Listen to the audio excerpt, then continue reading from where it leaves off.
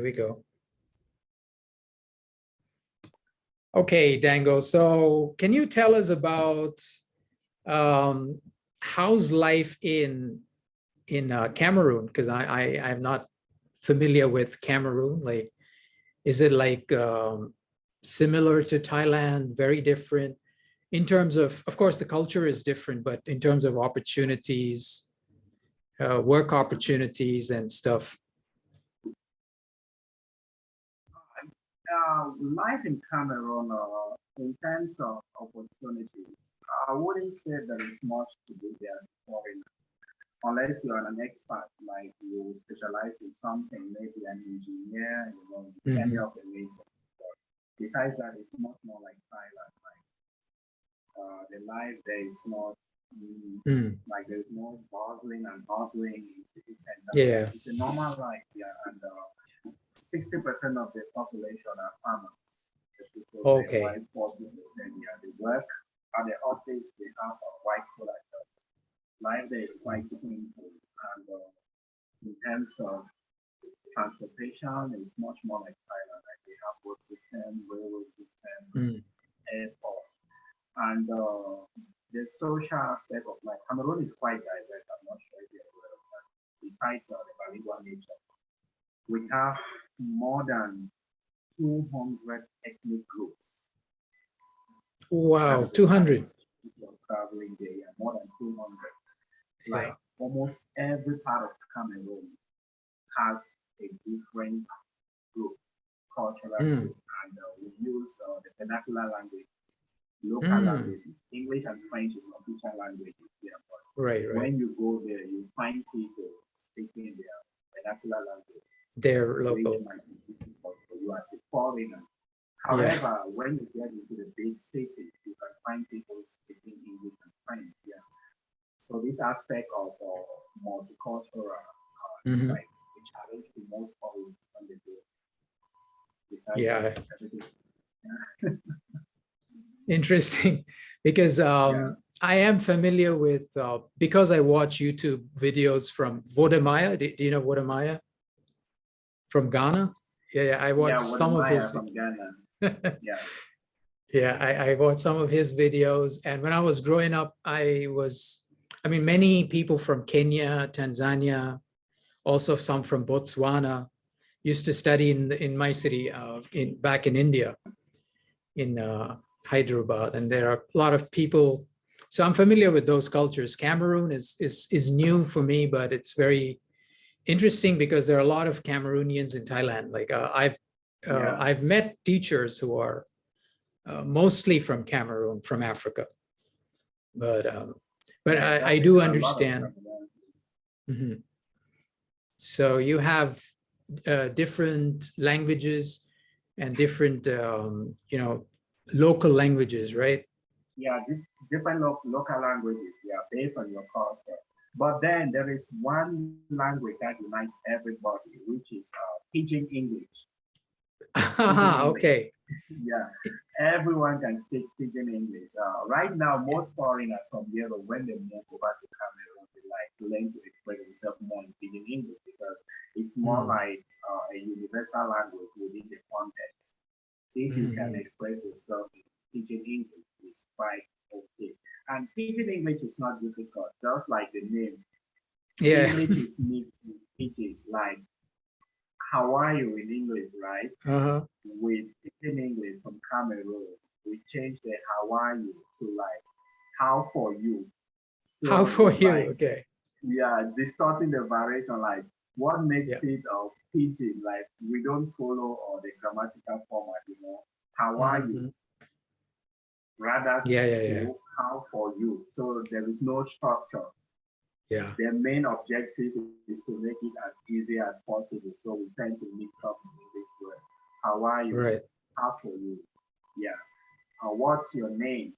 That word there become waiting be your name. So yeah, most foreigners, they can pick one or few words. It's very possible to pass across the meaning. Yeah, just one or two words will like take you off. Like waiting be your name. Be your name is an English word. So from there, you know they're asking for name, but wait. Okay. Different aspects of that. Yeah. Yeah. Is it similar to Nigerian, I think Nigerian pidgin? Yeah, it's similar. That's what is interesting. Like we speak pidgin, but then there are different variations in all Of parts of pidgin. Africa. Nigerians, yeah. The variation comes in terms of the cultural languages, you understand? Like wherever you are from that part of the country, they try to tweak the pidgin to suit their own local language. Yeah. Okay, so is it only English or also French? Because I think most people speak French or English. Which one's more popular? The majority of the country speaks French. If you look at the map, 70% of the country, I would say 75% of the country is made up of French-speaking people, and 25 is English. Hence, the government is ruled by the French population. And then even with the French, when they speak Pidgin, you get the variation as well because they tend to mix it with French. Yeah. Okay, that's great. One last question I have for you is, are you working in a government school or in a private school in Thailand? Right now, it's in the government school. Right. So are you aware of the teaching license, teaching permit situation? Do you know what is that you have a 2-year permit? Yes. With the teacher's license in Thailand, normally the general rule is when you get into Thailand as a foreigner in search of a job, after obtaining a non-B, you have to apply for a temporary teacher's license, which allows you to stay in the kingdom for at least 2 years working as a teacher. But after that, you are expected to apply for the 5 years permanent license. Supposedly, your present employer is satisfied with your input and the school is willing to start the process.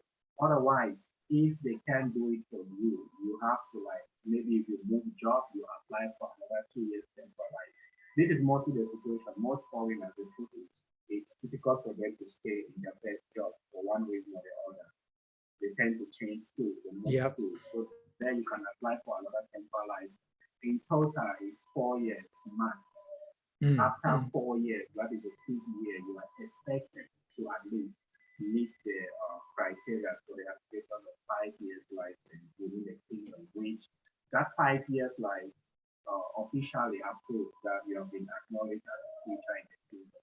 So you're a full-time teacher, irrespective of your qualification. For those that have unknown degrees in education like myself, you are expected to do a diploma course in education. Yeah. Postgraduate, they say, yeah. So when you do that, you're going to apply for the license. Although I must say right now, it's very difficult. They are tightening up the procedures here. True. Because I finished my 3rd license. Luckily, I got the 4th one. Not license. What do you call it? Teaching permit. And there are other teachers from other countries who have taken this diploma from some, I don't want to mention the university, but there is an organization in Bangkok, and you can apply there, and you get to study through some university in the Philippines, and you get a diploma in teaching. Now, the controversy is 2 teachers who've completed were not allowed to take the test. There's a new requirement called the test, the professional standards test. They were asked, please prove that this is at the postgraduate level. So, it's interesting. So now I'm doing a master's degree, and it might take like a year or so, but I just wanted to put it out there that, maybe a diploma is not a very good idea So, I mean, I'm glad you already know this, because I didn't know anything about this teaching permit thing till the last minute. Nobody told us anything. Actually, in my case, I agree with you that if you have the opportunity to do a master's degree program, you should, because that diploma course is just for the license. Yeah. But then as teachers, you're looking at professional development. And normally you hope to work somewhere else, maybe with better opportunity. having that diploma is like limiting yourself because diploma is 1 year, whereas master's is 2 years without 2 years, yes. If you take maybe 2 plus. So why not invest time to do the master? Because when you have master, it opens a lot of opportunities for you. Yeah. So I agree with you. Teachers that are willing to do masters, they should go ahead. Otherwise, if you don't want to do that, then you do the diploma course. There are lots of programs in Bangkok for the diploma course. It's between 6 months to 1 year. If you look at rules of our regulation. Yeah. So many teachers will go for that if they are not interested in studying. But if you can, then go for masters. Yeah. So before we end, I would like to thank you so much for coming and just giving us your time today. I know you have a channel, and what is that channel all about? I'll put the description, and anyone watching this video, I would say, please subscribe to NDANGOH'S Diary. That's the name of the channel. Yeah. What do you talk about in general? Is it just about teaching, or is there also like a vlog, daily vlog or something? Well, on the channel I have good news, by the way, for those of you watching that are teachers, or maybe you are interested in teaching in other teaching abroad destination. My channel mainly focuses on your experience or what you intend to expect in the field as an ESL teacher. Remember, the teaching we are doing in Thailand or any other non-English speaking country is not regular teaching. The focus is on language, ESL. It has a different acronym, EFL, either English as a second language or English as a foreign language. But the whole procedure is the same. What you expect in the field, what you have to do as far as classroom management is concerned or learning planning. My channel focuses on that. Like I share tips on what you can do to create a lesson, classroom management, how to prepare yourself as a new teacher in the field, and all those things. It's very rich in those aspects. Like I've been doing that for 1 year. I have over 150 videos right now, and I also focus on workplace issues like career advice to help those of us that were not teachers back home. Like you move the whole different scenario, the problems you might face, and how to react to these situations, and of course, breaking news stories that might affect us. Like recently, Britain is on the map because they have adopted a policy where they want to resettle refugees in Rwanda, Kigali. It's not just African migrants. Imagine yourself, let's say you move from Middle East. You are hoping for a better life in England. You end up in Africa, Rwanda. So that is a global issue which is not good in the way I talk about this thing. Awesome. I'll be glad to have you guys subscribe. Great. Thank you so much, NDANGO. It was great talking to you. And I understood a lot more about Cameroon and your perspective. Thank you so much. We'll again probably talk on some other videos. I'm grateful. And Coach Scott, I'll equally call on my fans, NDANGOH'S Diary. Please make sure you subscribe to Coach Scott's channel. He's equally a teacher in Thailand. And hopefully we shall come up with part 2 of this interview session, and maybe with more content creators to share more with you guys. I'll take the privilege to host the next interview session. Is that okay, Coach Scott? Absolutely. Absolutely. Maybe we'll have more teachers that will come in to share their experience. Yes. Well, thanks for the opportunity. Thank you so much. Okay.